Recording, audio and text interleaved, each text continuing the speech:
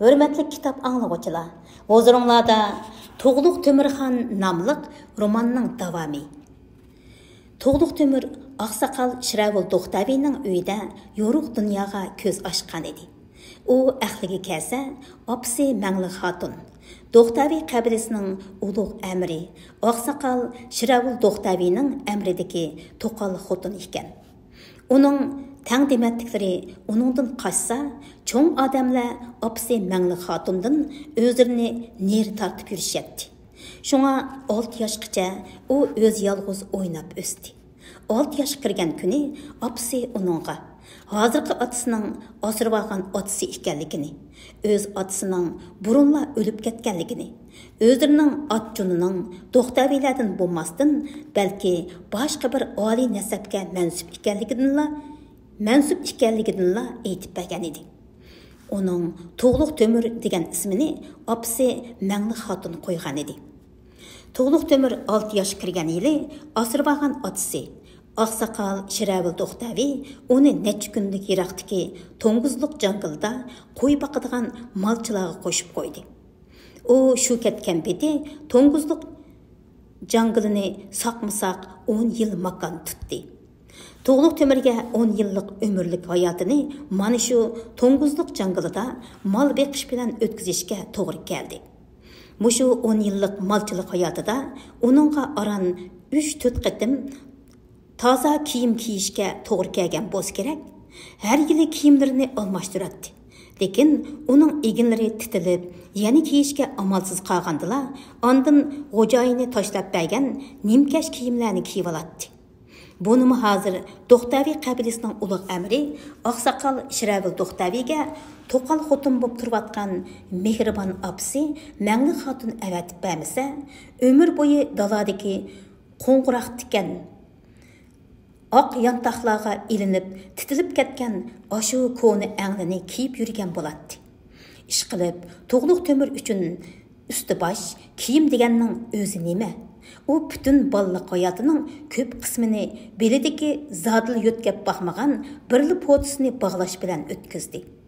U kir va tar puroqlarga xuddi o'stangning bo'yidagi axlat dövisining sesiq purqiga o'gangandek o'ginib ketdi. U bu puroqni hech sezmas bo'lib qolgan edi. Shundoq, u 16 yoshlik To'g'luq Tömürning angli jul-jul, paskana Çaşları uzaqdan beri qırılmagan, qovuzları içiga kirib ketgan, ko'zlarining tegini qoramtul dog'lar qaplagan edi. Uning tamaqi nachar, o'zi oydalarda uxlaydi. U balliq davridan o'smirlik davriga qadam qo'ygandan buyon oz gap qiladigan jimg'ur bo'lib qoldi. U kichik vaqtida opsi Мәңлі Xatundan o'zining oliy nasabining qaysi tabiqiga mansub ekanligini anglagan bo'lsa-mu, ammo u chaqda kichik bo'lg'ashqa toza tushunib ketolmagan edi. Shunga bu oliy nasabning qaysi tabiqiga mansub ekanligi uning kallasida ta hozirga qadar texi yeshilmagan bir sir peti qolgan edi. To'ng'izliqdagi malchilarning og'zida uning nasabining Chag'atay xonga berib taqildiganligi rivoyat qilinib kelingan bo'lsa-mu, bu faqat mish-mish parang edi.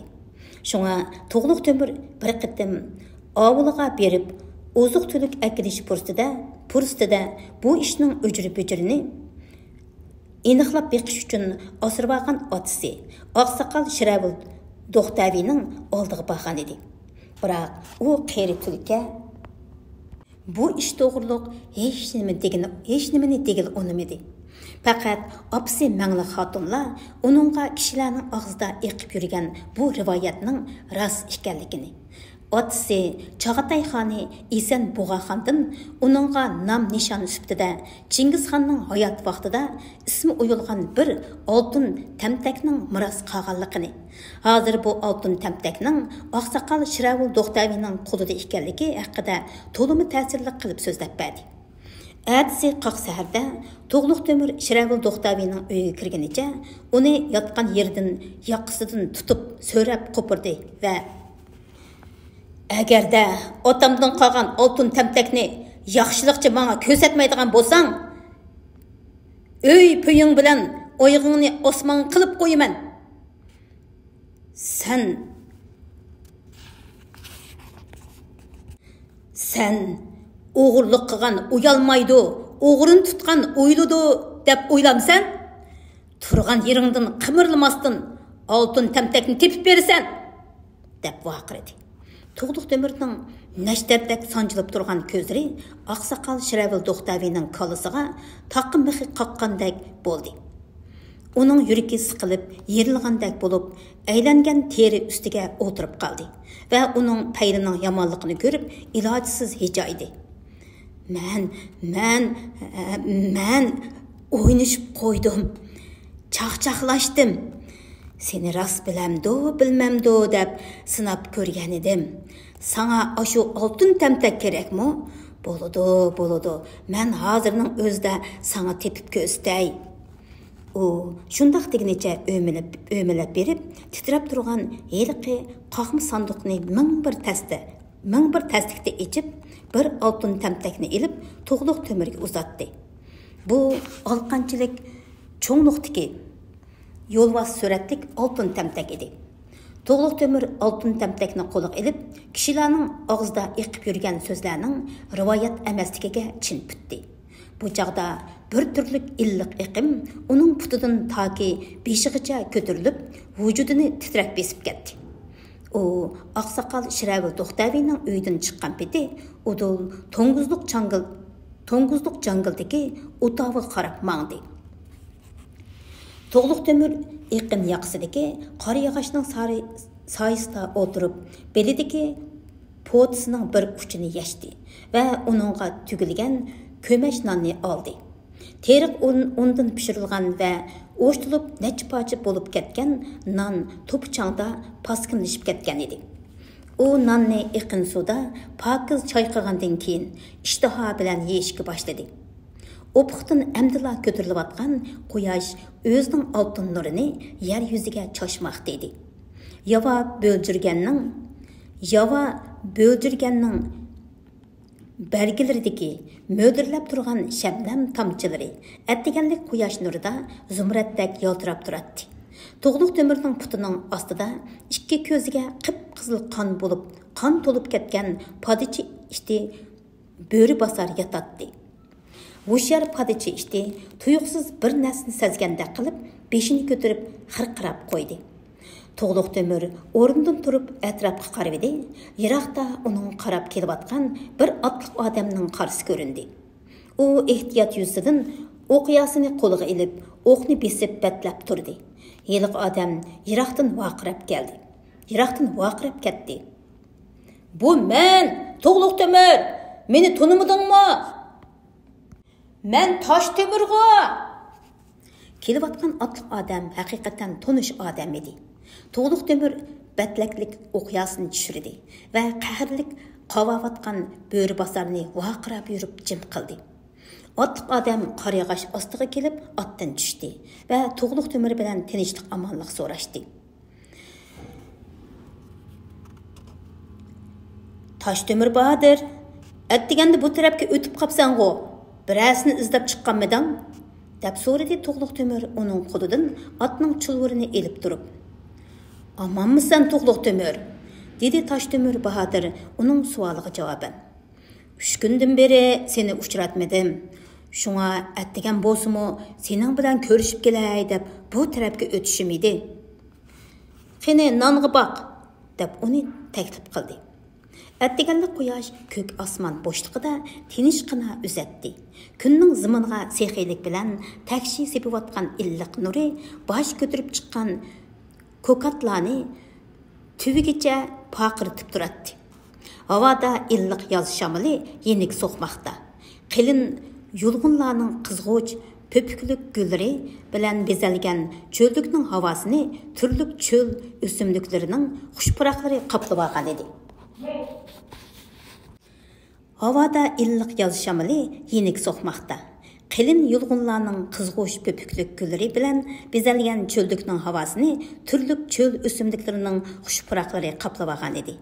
Osmonda ve kök çöplerinin orasida çuruluşup yürüşken kuşlar türlük ahanda sayrışatdı. O Tosh Temir bilen bu yıl küzde tunuşup qalgan edi. Көзлерден samimiylik chiqib turadigan bu kishi bilan To'g'liq Temur uzoqqa bormayla do'stlashib ulgurgan edi. Toshtemir Bahodir Oqsudagi Do'g'lat qabilasidan bo'lib, bu tarafga bir tuqqunni izlab kelish bahonasi bilan kelib To'g'liq Temirni topgandan buyon ko'p qitim sirdashib, uning barliq sarguzashtlarini anglagan edi va uningga cho'nqur hissdoshlik qilgan edi. To'g'liq Temir, dedi u. Sen o'zingni qanchalik yo'shirsanmi, hatto tinib olsangmi, sening nasabing, ot-juning menga 5 qo'ldek aniq. Sen Esenboğa xonning o'z pushtidan bo'lgan o'g'lisan. Bilaman, sening onangni xonning ordusidan ketishga majbur qilishgan. Shunga men Do'g'lat Ulusbegi Amir Bulojining topshiriqiga binoan atoyitan har davildan seni akitish uchun bu yerga kelganman. Taqdir azal biz ikkimizni mush taqdir qismat jangilida uchrashishga nasib qilibdi. Na seningdan menga shubha bo'lsin, na meningdan sana. Toshtemirning bu so'zlari To'g'liq Temirga g'alita tuyuldi. Aslida uni Barlas amri tarafidan avatilgan olchoq bo'z kerak deb o'ylagan edi. Uningdan dushmanlaridek sen o'zingning Chag'atay zotlik martabangdan kechamsan yo'q. Taxit tamasi sening vujudingni ko'ydirib, demiqingdan yurt so'rash dutini chiqarmoqda deb savol so'rashni kutgan edi. Shunga u oldin javobni tayyorlab qo'ygan edi. O'zining Chag'atay zotlik nasab asabini butunlay yo'shirishni diliga pukkan edi. Shuning uchun hayron bo'lganidan Toshtemirning so'ziga javob bermay qarab turdi. Hatto butun vujudiga bir xil qo'rqinchli sezim tarqab titrashga boshladi. Biroq u Toshtemirning ko'zlaridagi samimiy, ammo quvvatli intilish sho'lisini sezdi. Dal ashu paytda ashu intilishning o'z niyatini ishga oshirishda cho'ng foyda yetkazishiga ko'z yetdi-da, ko'ngli amin topdi. Shuning bilan u Toshtemirga salmoqlik bilan javob berdi. Mening maqsadim otam Esenboğa xonning irodasiga varislik qilib, g'ovga qaynagan bu Chag'atay xonligini yangi boshdan bovam Chag'atay xonning qarchiga suratlik qizil tug'i ostiga birlashtirish. O'shara Ulusbegi Amir Bulojining va meningmi maqsadim shu edi. Seni xon qilib ko'tirib, butun Chag'atay elini bir saltanat markaziga bo'ysundigan qilib, ulug' buvimiz Chingizxon hayot chig'ida orzu qilgan quyosh patmas buyuk Mo'ng'ul davlatini qurib chiqish bizning odoqi nishonimizdir. Biroq Ulusbegi Amir Buloji bundoq Mo'ng'ul davlatini kimga tayinib, qandoq qurib chiqmoqchi deb so'radi To'g'liq Temur shubhalanib. Albatta, bizning bu odoqi nishonimizni qo'llaydigan barliq töre Chag'atay zodlarga tayinib qurib chiqdi-da. Ulusbegi Amir Bulojining bu ishini qo'llaydigan ashu bag to'rlar va Chag'atay zodlar qini? Masalaning tugini dal mushiyada, dedi Toshtemir o'ychan ko'zlarini yerga tikib. Boshqa Chag'atay zodlarni va boshqa bag to'rlarni biz bilan hamdamlashishga chaqirish bir seningni qo'lingdan keladi. Tushunmayapman. Seningcha oqsoqol Shiravul Do'xtavining odamlarmi, Shiravul Do'xtavidek odamlarmi bizning ittifoqlarimiz qatoriga kiramdi? Yo'q, Do'xtavilar amri, oqsoqol Shiravul Do'xtavilarning ishi oson, ammo hozircha uningga o'xshash to'rbaglarning hammasini yenimizga tortib turamiz. Ish uningda emas, hurmatli Toshtemir, dedi To'g'liq Temur qo'lidagi molchi tayoqi bilan yerga jijab turib. Shiravul Do'xtavini bir taraf qilmoq oson, biroq Barlaslarni qanday qilasan? Hozir ular xonliqning kun petish tarafida Chag'atay saltanatining markaziga qarshi oshkora isyon to'g'ini ko'tarib chiqdi. Ular Chag'atay saltanatining huquq yurgizish tayoqini o'zlarining qo'lida bo'lsa ekan deydi. Mushundaq bo'lgan ekan, ish texmi murakkablashidi. Shunga Chag'atay saltanatining o'tganki sur hayvasini bir manga, bir Amir Buloji Do'g'latga va bir seningdek bagi to'rlarga toyinibla asliga keltirman deyish o'ng'ay ish emas. Undaqda seningcha qanday qilishimiz kerak, hurmatli Chog'atayzoda? deb so'radi uningdan bu muloyizani o'rinli his qilgan Toshtemir. Biz yana Putkul Chog'atay ulusini va Chog'atay ziminida puhradorchilik qilishadigan boshqa dindagi, boshqa tildagi qora budunlarni o'zimizga hamdamlashishga chaqirishimiz lozim. Boshqa din, boshqa tildagi qora budunlar deb kimlarni ko'zda tutasan, hurmatli Chog'atayzoda? deb so'radi Toshtemir. U To'g'liq Temirning keyingi so'zini anglab hushyorlangan edi. Masalan, islom diniga e'tiqod qiladigan musulmon Uyg'urlar. Hurmatli Chog'atayzoda, ular bizning din dushmanimizdir. Gerçi ilgirki tarixlarda ular biz bilan hamkorlashgan bo'lsa-mu, ammo men ular bilan hech vaqtda etimni bir o'stangda sug'armayman. Toshtemir shu so'zlarni so'zlab etib, neriroqda o'tlab turgan Chilan To'riq itiga qarab qo'ydi. Chilan To'riq egisining so'zini tushundimi qandaq, tizgin serib quloqlarini yopirdi-da, egisiga qarab putturi bilan yerni tepdi. Buni ko'rgan Toshtemir miqida kulib qo'ydi. Ulusbegi Amir Bulaji va boshqa Chog'atay xonzodlari buni ma'qul ko'mayli qolmasdan, hatto mening Chilan To'riq itimmi buni ma'qul ko'maydi. To'g'liq Temir uning bu so'zlariga ancha iranishib ketmadi. Hurmatli Toshtemir Bahodir, kezi kelganda otangni o'ldirgan dushmaningdanmi foydalanishni bilishing kerak, dedi kulib turib. Bu gapingga to'g'ri, dedi Toshtemir darhol uning so'zida haqiqat borligini sezib. Musulmon Uyg'urlar bizga shundoq dushmanki, ular seningdan yuz hassi foyda olmay turib, sana bir qitimmi quyruqini tutqizmaydi. Qara, Chog'atay xoni Darmasserin, Chog'atay ulusining saltanat markazini buimiz Chog'atay hayot vaqtida o'zi tanlagan Quyas Olmaliqdan Samarqandga yo'tkirganni ozdab, Burxon dinimizdan voz kechib, musulmon Uyg'urlarning islom diniga bay'at qilganligini jakoladi. Buningdan xabarim bor, dedi To'g'liq Temir tamkinlik bilan. Darmasserin xonning qilg'ini bilan mening qilmoqchi bo'lganim ikki ish. Biroq ulug' bo'g'imiz Chingizxon Uyg'urlar mangu biz Mo'ng'ullarga baxshi ustoz bo'ladi deb vasiyat qilgan-ku. Buyuk Xoqon Batuxonning ustozi Hoji Rahimmo Uyg'ur baxshisi edi-ku. Mening bilan senmi shu Uyg'ur baxshlari ijod qilgan yiziqni o'qib, savodimizni chiqargan-ku. Bu yerga mundaq izoh berilibdi. Mo'ng'ullar hozir ishlatayotgan Baspa yeziqi qadimgi Uyg'ur yeziqi asosida barliq kelgan edi deyilibdi. Demak, biz ular bilan boshqa dinda bo'lgan bo'lsakmi, ammo ulug' bo'g'imiz Chingizxon ularni o'z ulusum degan. Shunga biz Mo'ng'ullar shu Uyg'urlar bilan qon qarindoshmiz. Biroq mening davatqinim bu emas. Bilamsan, biz Mo'ng'ullarning ota-bobolari hech qachon Uyg'urlarga bo'ysunmagan. Bizmi ham ularning orqasidan qarg'ularcha agashmaymiz. Bu chaqda Iroqdagi bir to'p to'g'roqning keyinda chop-chop qilgan ovoz anglandi. U ikkisi tangla ovoz chiqqan tarafga qarab, to'g'roqning daldisida quyruqini bir g'ulash qilib donlab yurgan qip-qizil bir qirg'ovulni ko'rishdi. Uning paylari kun nurida necha xil rangda go'zal tovlanib turadi.